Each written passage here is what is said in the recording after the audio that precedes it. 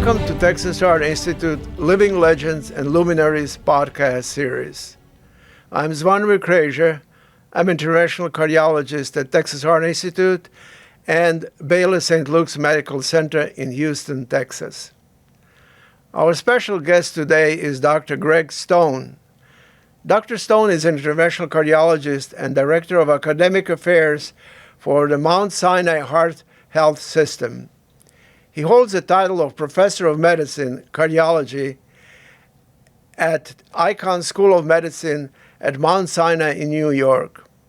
Dr. Stone has served as the principal investigator for more than 150 national and international multi-center randomized trials and studies, many of which have led to new device approvals or indications in the United States. He has authored more than 3,000 peer-reviewed manuscripts and abstracts and has delivered thousands of invited lectures around the world.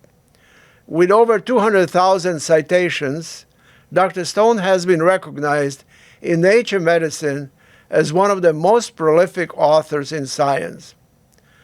Dr. Stone was the director of TCT, or transcatheter cardiovascular therapies, for 24 years, since 1998 until 2021. He also founded TCT-MD, National Interventional Cardiology Fellowship Course, Transcatheter Valve Therapies, and Chronic Total Occlusion Summit. Dr. Stone's area of expertise include interventional therapies of acute coronary syndrome, myocardial infarction and cardiogenic shock, drug-eluting stents and bioabsorbable scaffolds, left main and complex coronary artery disease intervention, high-risk PCI, antiplatelet and antithrombotic therapies, transcatheter valve repair and replacement, interventional heart failure therapies, interventional therapies for pulmonary hypertension, and left atrial appendage closure, and many other therapies. Gregg, thank you very much for joining us today for Texas Heart Institute podcast series on living legends and luminaries in cardiovascular medicine.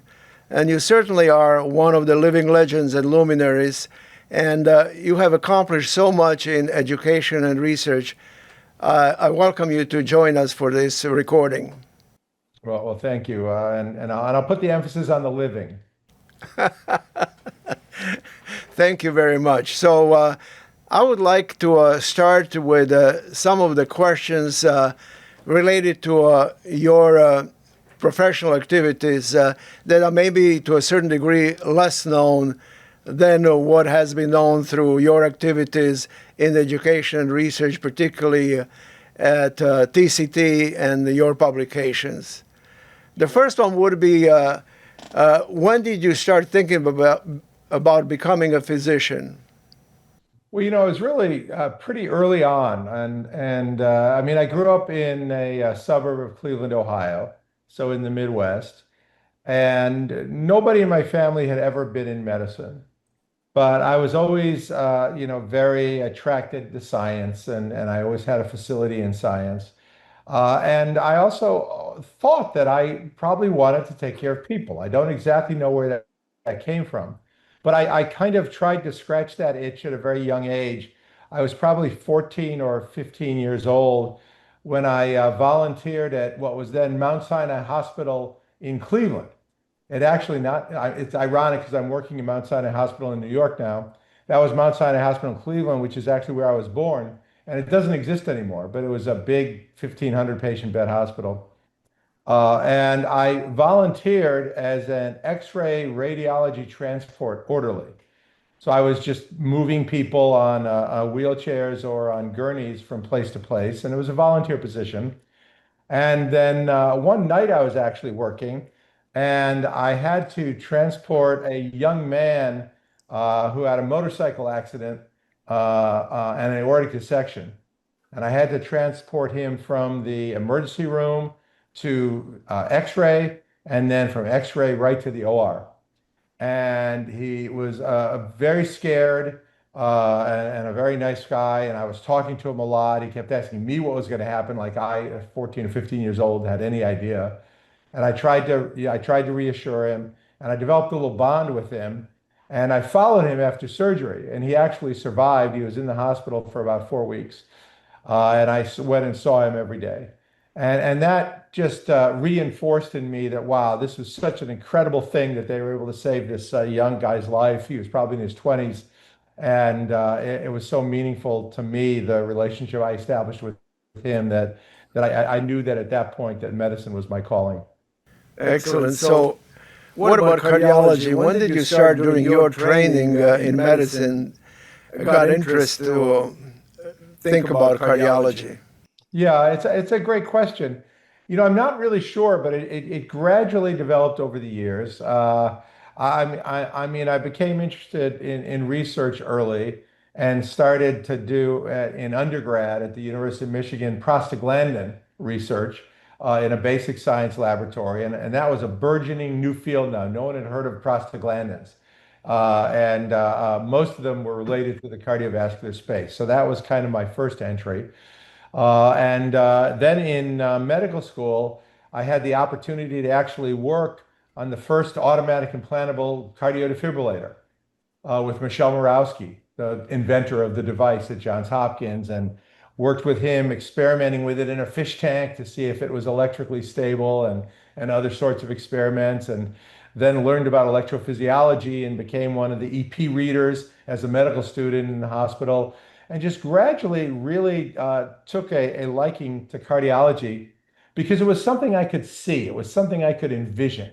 It wasn't too molecular. I could imagine blood flow. I could imagine how the valves worked. I could imagine what arrhythmias would do with the pumping to the pumping of the heart, what coronary occlusion would do to myocardial, blood flow and viability.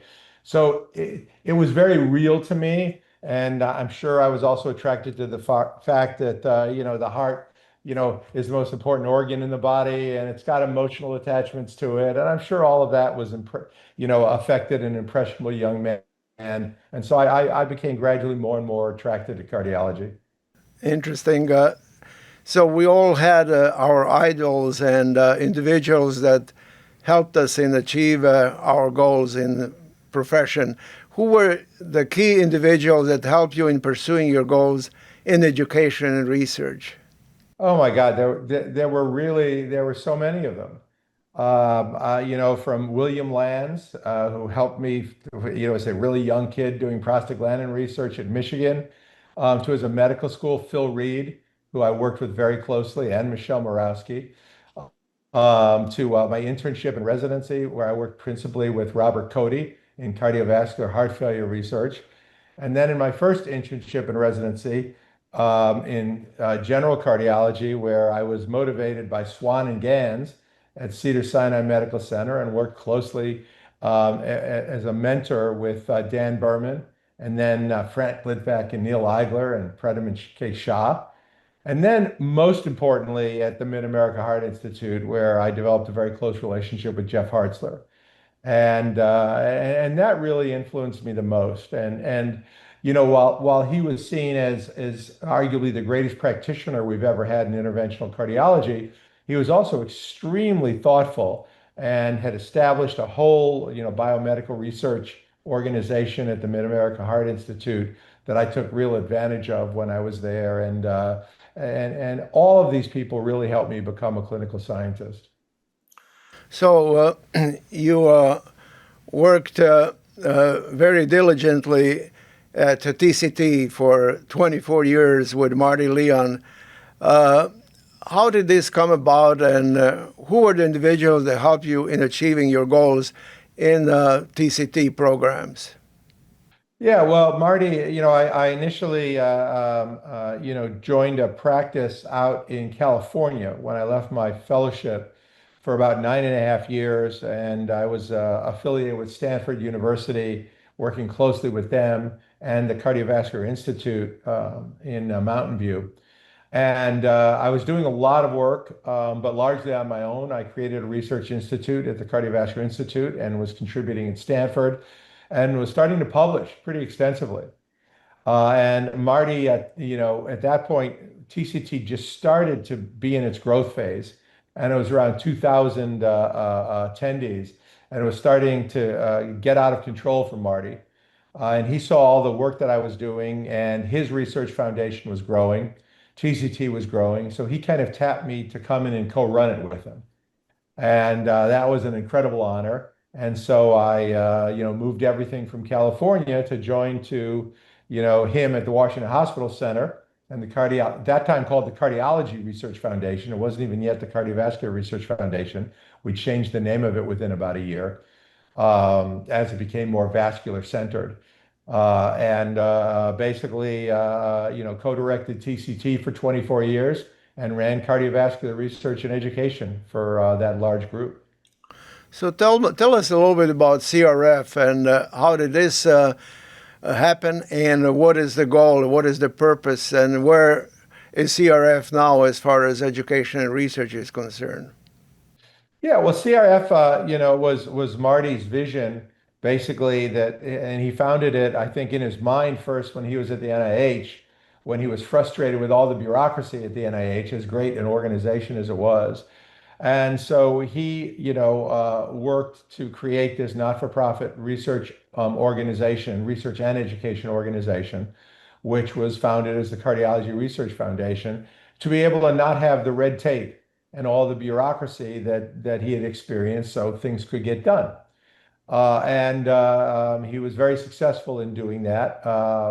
But it grew. When I joined, it probably had about 8 physicians and about eight, additional personnel, 10, maybe 10 support personnel. But then when we left the Washington Hospital Center and moved to New York, with my vision that he supported, we were able to grow it exponentially. And ultimately, over the years, it grew to about 100 people. The educational component grew tremendously. TCT grew from about 2,000 people originally to about the 12,000 people that it is now, and it remains. We grew it from just a Washington-based meeting to a United States different city meeting every year. We would rotate which city we would go to. We expanded TCT, tremendously, not only in terms of the people, but we started to accept abstracts, late-breaking trials. We had, instead of one main arena, we had multiple main arenas. We had many more concurrent sessions. So it became, instead of mostly new device oriented, which was its focus when Marty was just there, to more mainstream, which was what my focus was, in addition to innovation. And so we grew it and it became very meaningful. We started to develop many, many more courses. The CTO Summit, the Left Main Summit, the Valves, what is now New York Valves, left atrial appendage closure, the heart failure meetings that just grew and grew and grew and grew. And the research grew. We created a whole academic research organization, which I oversaw, initially led by Roxana Moran and Alexandra Lansky, and then Ori Ben Yehuda, and now more administrative, led by Alexandra Lansky, Alexandra Patma. So it's continued to thrive. I left the organization after nearly a 25-year stint, for a variety of reasons, to expand what I was doing, in particular, now at Mount Sinai. So one of your crowning achievements as far as education is concerned, helping physicians learn more about the latest advances, was your idea of creating TCT-MD. Can you tell us a little bit about it? What is its purpose, and how did this come about? Yeah, well, it was very interesting. TCT-MD initially came about as part of a commercial entity called Eminent Research Systems, which was another academic research organization on the outside that had this, and we had an idea of growing a educational, website-based organization. And at that time, there was not an interest in CRF to do that, but they allowed us externally to use the name TCT-MD. And it grew and grew and grew. and it became, more influential. And then that venture was ultimately purchased by PPD, a major a CRO. But they were totally uninterested in having the website. They said, "This isn't our business." And at that point, CRF said, "Wow, this has turned into something really important." And so they basically just gave it to CRF. And so CRF, which I was very happy to have happen. So then CRF owned TCTMD, and it's continued to grow, and I think to become the preeminent news organization and repository for medical intervention, particularly in the cardiovascular space. Very interesting. So you left New York Presbyterian Hospital and went to Mount Sinai and Icahn Right. School of Medicine. So what is the reason for it, if you would like to share with us? It's because you wanted to do something different or innovative, or Well, that's really it. At Mount Sinai gave me the opportunity to have a system role and to become the director of academic affairs for the entire heart health system, which basically is 20 hospitals that are feeding into the main campus. There are four main hospitals, but many other outside feeding smaller locations. Being able to report to, Valentin Fuster, he's an extraordinary individual, was just a great opportunity and one I didn't want to pass up. and now related to your research activities, which are numerous in many different areas, what is currently happening as far as research is concerned, and what are the obstacles and difficulties that we deal with now that were not any significant problems in the past? Wow, that's a great question, and research, particularly in the United States right now, is tremendously challenged. I look back when I was early in my career. I was one of the co-principal investigators of a trial called PAMI. You may or may not remember that, but people who are not of our age don't. And that was the primary angioplasty myocardial infarction trial, which was the first relatively large trial, its first large trial of primary PCI versus thrombolytic therapy.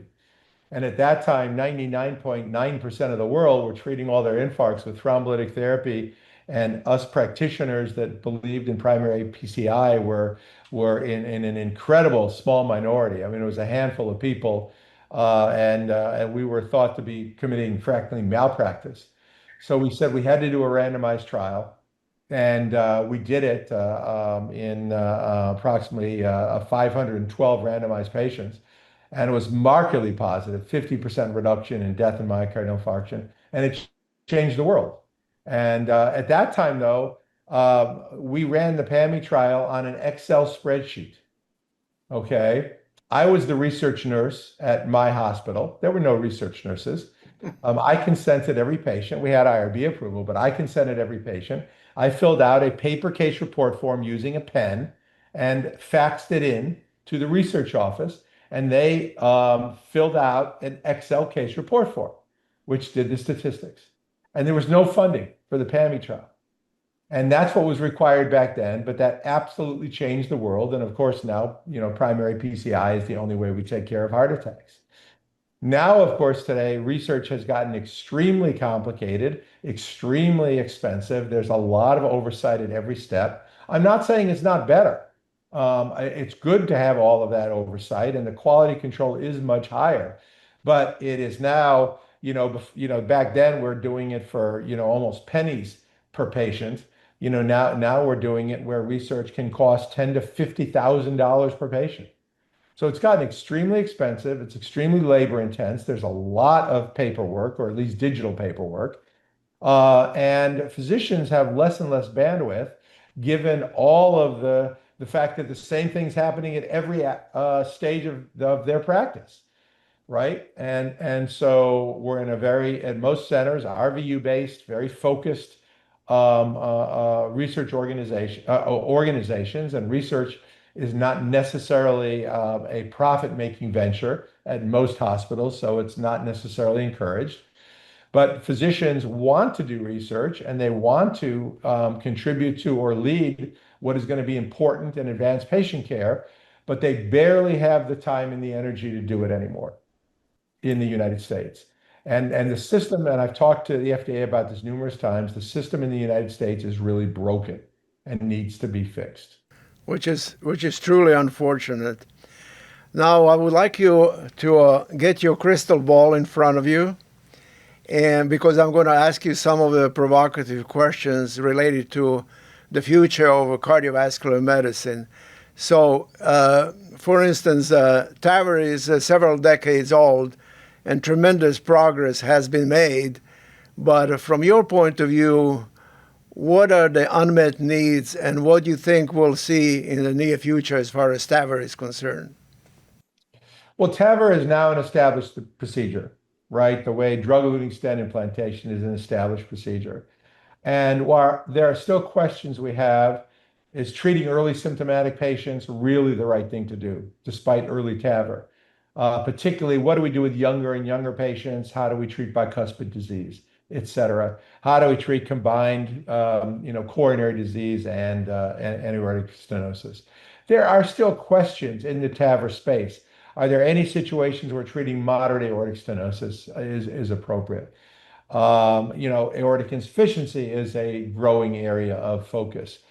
But at this point, we are entering the stage where it's going to be more about making the valves better, proving long-term durability, making them more durable, getting them smaller, et cetera, making the procedure easier, looking for same-day outpatient treatment in most patients, kind of what we went through with coronary stent implantation. I think there's a lot more exciting innovation in the mitral space, in the tricuspid space, and in other areas of heart failure. Are you optimistic that we are going to overcome those obstacles that exist at the present time, as far as particularly related to better valves and maybe finding indications that are still not considered to be appropriate? Yeah, absolutely. I'm very optimistic. The valves are going to continue to get better. We're going to have, we'll have dry mount valves. The tissue durability will improve. The systems will get smaller. We'll get them down to 8 French. That's all going to happen. It'll take 5 to 8 years, but it's all going to happen, and probably faster than we think it is.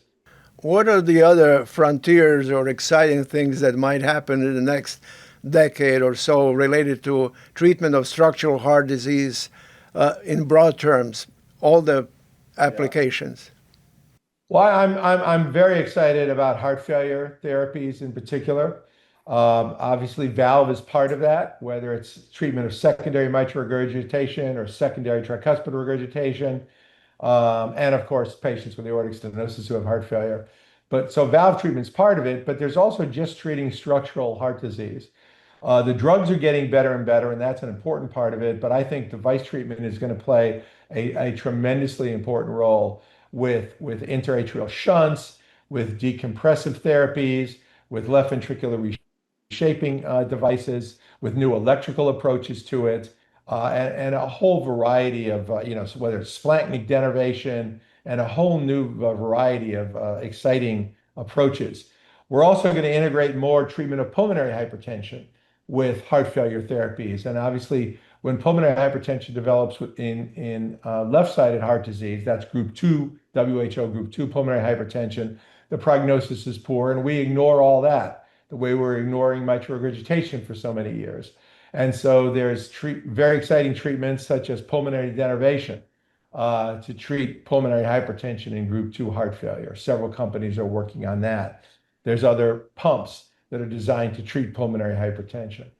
Then ultimately, there's going to be a tremendous expanse in LVADs and smaller temporary and permanent artificial hearts. So it's a really exciting time. And I think heart failure, of course, is the #1 cause of morbidity and mortality. When you look at it in cardiovascular disease, patients are getting older and older, more and more developing heart failure. And we need more therapies for heart failure. And I think interventional cardiologists are going to play an important role in that revolution. What about artificial intelligence in what we do today in cardiovascular medicine? Do you think that this is going to help us tremendously in addressing some of the issues and finding solutions that are truly frustrating at the present time? Absolutely. Artificial intelligence is just starting, is barely starting. I mean, if you look at how artificial intelligence evolves every 6 months, it's radical. So artificial intelligence is going to totally take over every reading. It's going to become the reader for every sort of imaging device. That goes without saying. We're going to be inputting in patient symptoms and demographics and all the lab tests. AI is going to give us the differential. AI is going to tell us how to work up the patient. All of this is going to change tremendously, and it's going to be very fast. It's going to be within the next 5 years. I'm particularly fascinated with advances as far as genetics are concerned Yeah. in predicting diseases and also in treatments, particularly as far as drug tolerance is concerned, the most appropriate treatments and so on. I think that's going to expand exponentially in the next decade or so. Do you share those views? I absolutely share those views, and I think our understandings of genetics and the transcriptome and metabolomics and proteomics, et cetera, is really very, very early. And I think AI is going to interface tremendously with that. You look at atherosclerotic cardiovascular disease, which is obviously polygenic, and if you look at the 20,000 or so genes that we have, there's no way that if 2,000 of those genes are involved in atherosclerosis, that the human brain is going to be able to comprehend that and make sense of it. But AI can in a heartbeat. So we're going to have tremendous new insights into the right sorts of therapies that we should be prescribing with AI interfacing with the genome. What about AI in education? That's another area that has a tremendous potential. Yeah, we're going to be retrained how to think. And I know a lot of people concerned about that. They're going to think, well, people are going to forget how to think because they're just going to let AI, think for them. And there may be some truth in that. However, I continue to believe that to be a provider, you're going to need to understand AI. And AI may be way ahead of you, but you're the one who's going to have to implement it. It's never going to get it right 100% of the time, and it's got to make sense. And so I think that it's always going to be a tool, but it's going to be a tremendous tool that's going to lead us into the future. Well, Gregg, thank you very much for joining this podcast series. It has been a tremendous opportunity to discuss some of the hot topics in cardiovascular medicine with you. We wish you all the best in your current role in education and research. Thank you once again for joining us. Thank you. It's been my pleasure.